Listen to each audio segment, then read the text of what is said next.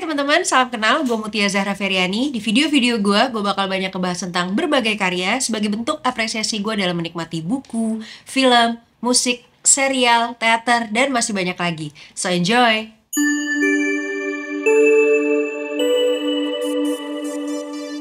Oke, hari ini gue mau ngebahas kayaknya ini edisi pertama ya, episode pertama yang gue ngebahas tentang teater.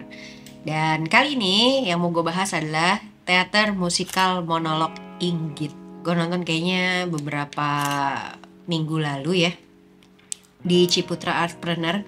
Setelah 2 tahun gak pernah nonton teater, masuk ke studio teater gitu ya, akhirnya kesampaian juga nonton teater. Walaupun sebenarnya penampilan monolog Inggit ini udah pernah gue tonton, karena ini sebenarnya udah kayaknya pertunjukan yang kesekian dari Titi Mangsa Production ya, produksinya Titi Mangsa.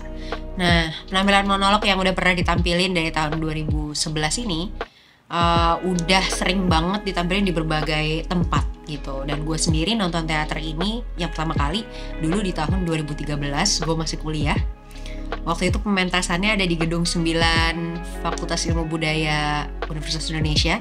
Gue inget banget waktu itu gue nonton di hari Sabtu sore, dan dengan tiket yang sangat-sangat bersahabat sama mahasiswa pada saat itu.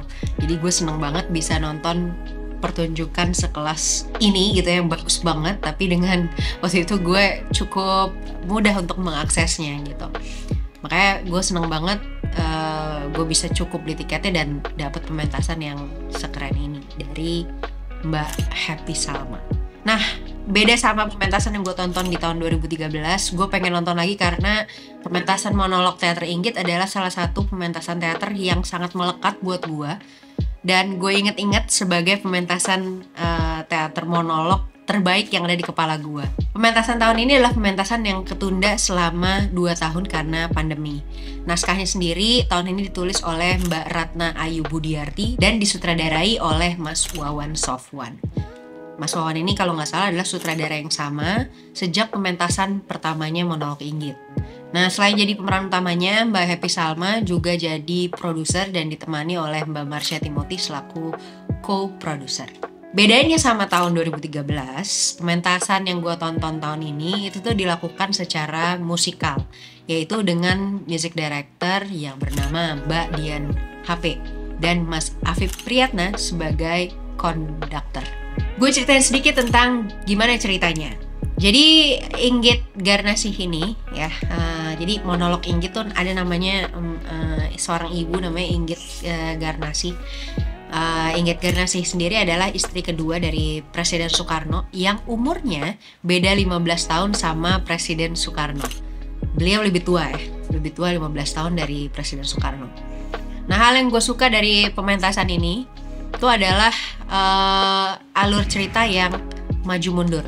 Jadi beda sama pementasan di tahun 2013 yang gue tonton, naskahnya tuh alurnya maju gitu. Jadi gue tahu dari awal sampai akhirnya gimana gitu.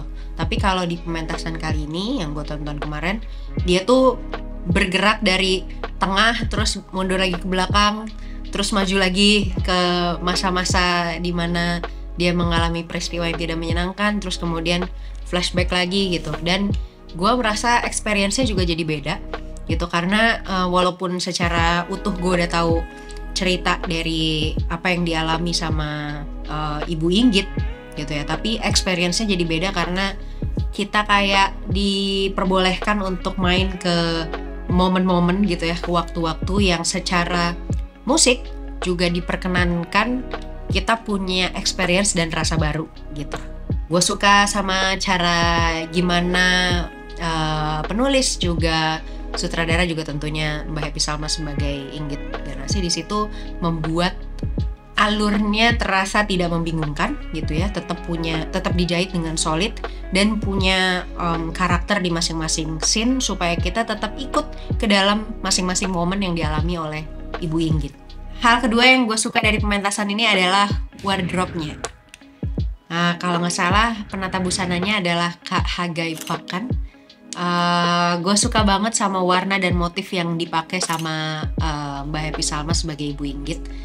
Ternyata tentu saja keren wardrobe yang dipakai, karena busana ini dirancang oleh desainer ternama yaitu Pak Bian Wanaatmaja dan menggunakan kain koleksi dari tenun baron.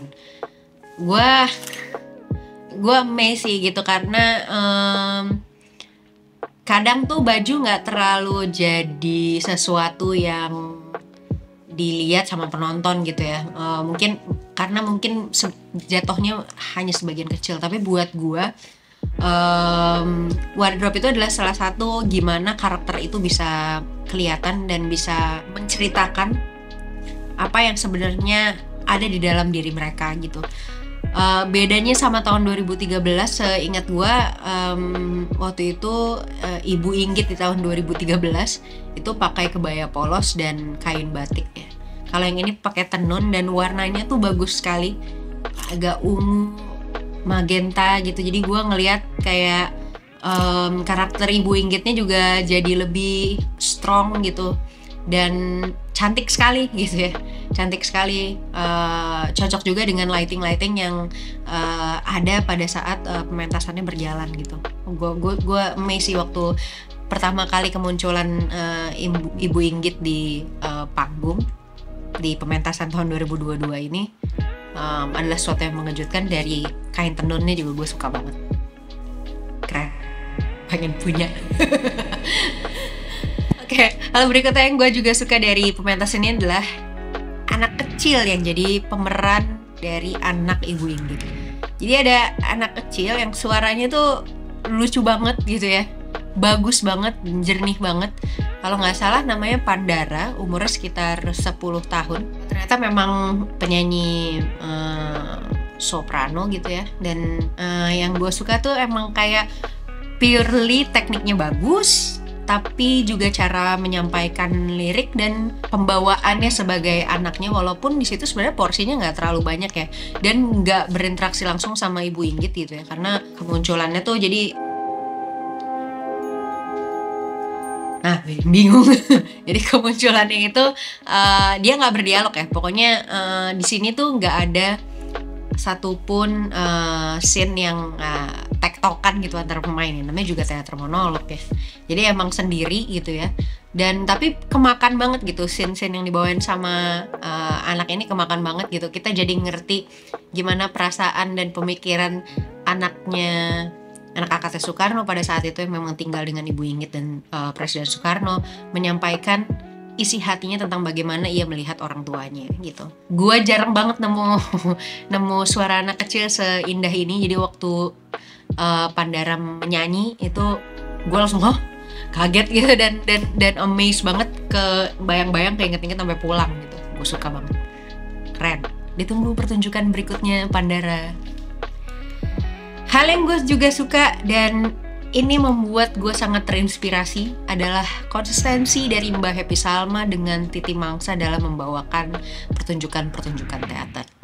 Walaupun ini bukan pertunjukan teater pertama ya, tapi yang gue tahu juga karena gue follow Titi Mangsa di Instagram, walaupun COVID gitu ya, walaupun pandemi waktu itu dan tidak memberikan atau menggelar pertunjukan secara offline gitu, tapi konsisten di masa-masa itu Mbak Happy Salma beserta dengan tim Titi Mangsa selalu membuat pertunjukan-pertunjukan online gitu.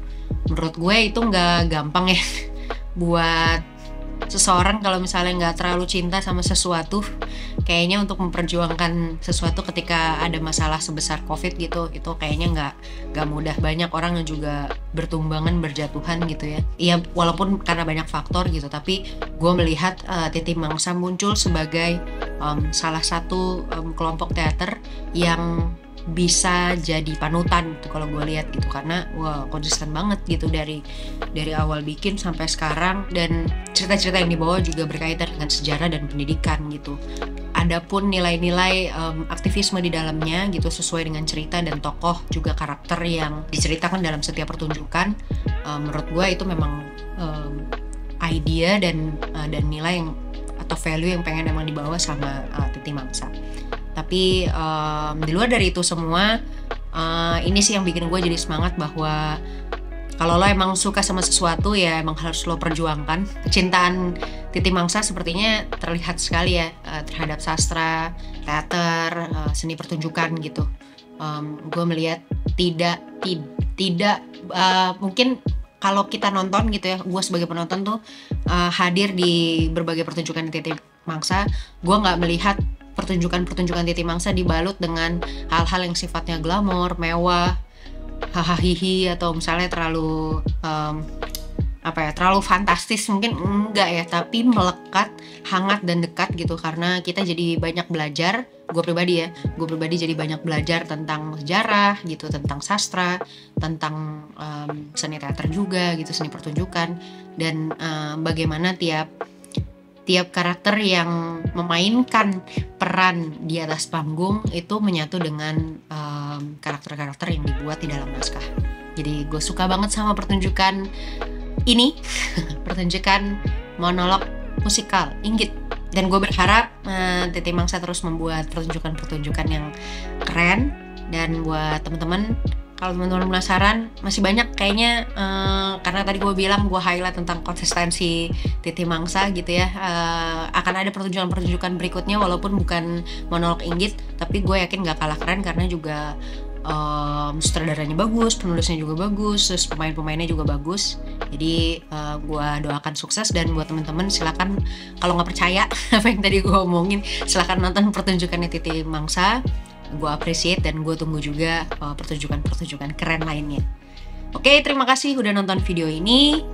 Sampai jumpa di video-video berikutnya. Dah.